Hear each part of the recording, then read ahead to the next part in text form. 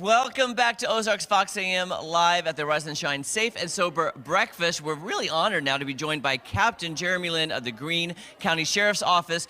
Captain Jeremy, can we call you that? That's fine. Yeah. Just to differentiate between Jeremy and Captain Jeremy, but I won't forget your name. Yeah.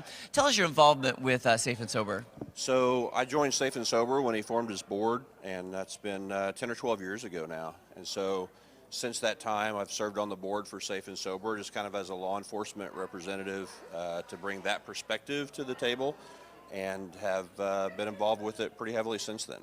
Do you speak to the kids? I have, yeah, and not on a consistent basis, but maybe part of the messaging or what messages are important to make sure that we do deliver to the kids. And when we're talking about putting those videos together or the curriculum or whatever those issues are, but then that's fluid too, right? When we first started, it was all about alcohol. Then we get into prescription drugs and vaping and all the different problems that kids run into. So it's kind of a moving target. And so we just try and help from a law enforcement perspective what that is at the moment.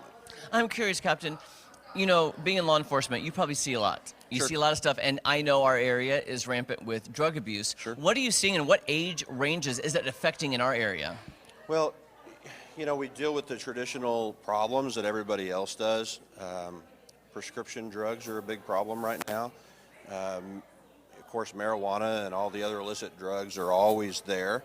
You know, as far as the age range goes, we can see that as early as 9 or 10 years old.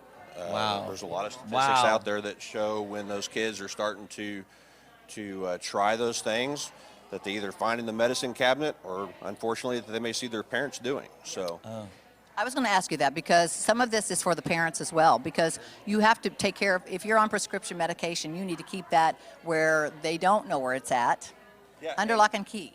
Yes, for sure. And then when you're done with something, you know, like a pain medicine or something like that, if you no longer need it, then we need to get rid of it. But, you know, as far as that messaging goes for Safe and Sober, that's a big part of it, is the parent resources that are provided that kind of help maybe give conversation starters to parents to talk to their kids about the abuse of drugs and alcohol. Right. So you've been on the board for quite a while, since it started. Have you seen a difference that Safe and Sober is making in the community? Oh, for sure, yeah.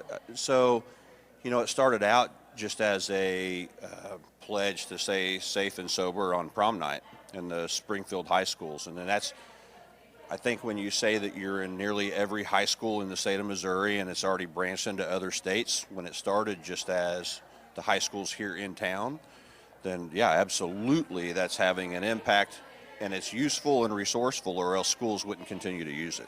I think, you know, when so many schools are getting involved, more and more kids, it becomes like, hey, the cool thing to do. Like it's hip to be square kind of thing. You know what I'm saying? Right. Yeah, I mean, if there is a peer pressure element to it, if you see the kid next to you signing the pledge that they're going to remain drug and alcohol free, you feel more inclined to do so. So.